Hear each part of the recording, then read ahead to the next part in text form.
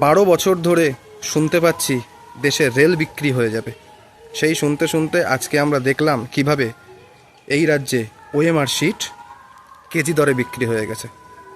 আজকে বলতে বাধ্য হচ্ছি যে বাড়িতে লক্ষ্মী পেতে পেতে আজকে মা সরস্বতী রাস্তায় বসে আছে।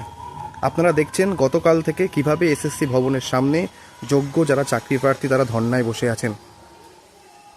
এখনও পর্যন্ত এসএসসি ভবন থেকে বা এসএসসি চেয়ারম্যান তিনি স্পষ্টভাবে বলতে পারছেন না কখন তারা এই লিস্টটি তাদের সামনে প্রকাশ করবেন। উপরন্তু তারা বললেন যে থার্ড কাউন্সিলিং অবধি নাকি সব বৈধ, অথচ এই এসএসসি পর্ষদ কিন্তু সুপ্রিম কোর্টে নিজেরাই বলেছেন ইনক্লুডিং 8th রাউন্ড পর্যন্ত কাউন্সিলিং কিন্তু বৈধ।